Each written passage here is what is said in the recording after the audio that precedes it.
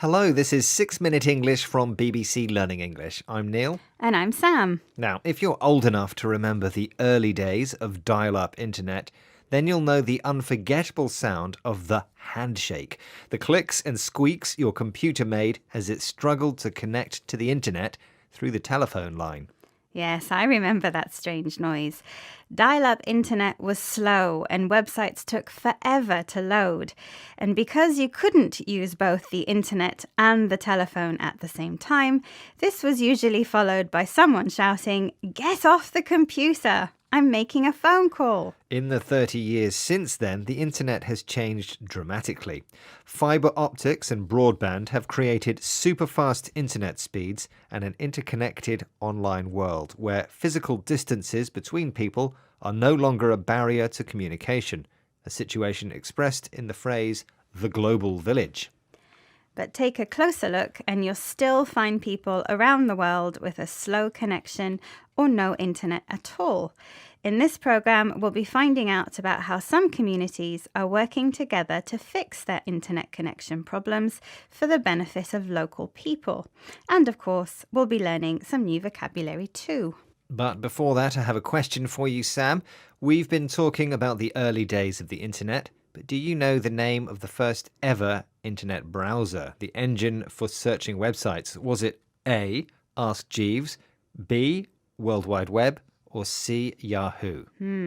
I'll guess it was C, Yahoo. Okay, Sam, we'll find out the answer later. You might think it's people living in the most remote and isolated places with the greatest difficulty getting online, but that's not always true. Even here in the UK, people struggle to connect, including BBC radio listener Katie, who explained her problem to BBC World Service programme Digital Planet.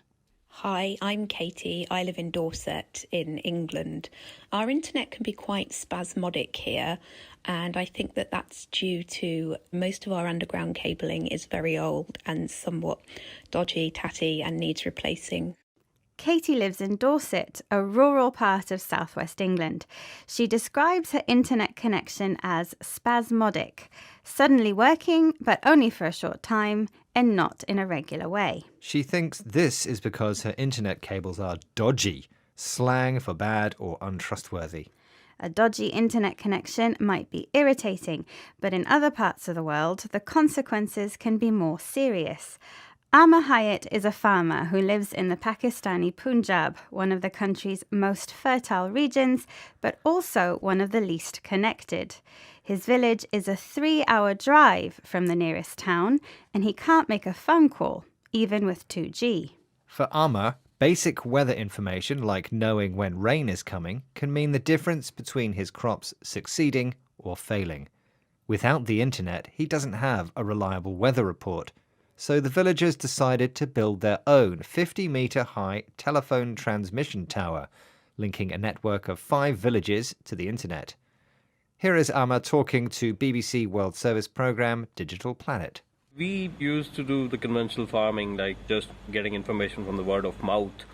Now I'm using the latest technologies to have gadgets available with us and taking information right from the horse mouth, you can say, through internet and the technology we have in our hands. So this is what I'm doing in my farm practices.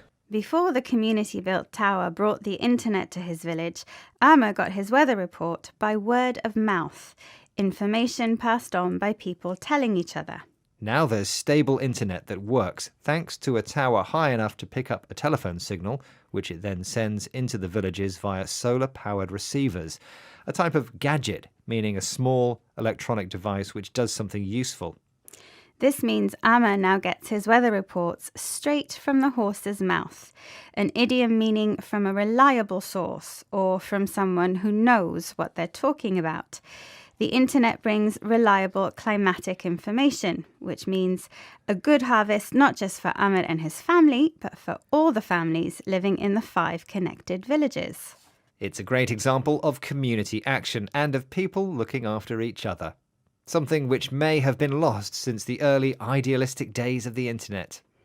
And speaking of the early internet, it's time to answer my question. Remember, I asked you for the name of the very first internet browser. I guessed it was C, Yahoo, so was I right? You were wrong, I'm afraid, Sam. Way back before Google, the first internet browser was called the World Wide Web, invented by none other than cyber legend Sir Tim Berners-Lee, who I think would be pleased to hear about Amma's community internet. Yes. Right, let's recap the vocabulary we've learned about internet connections between people living at a physical distance in the modern world, something described as the global village.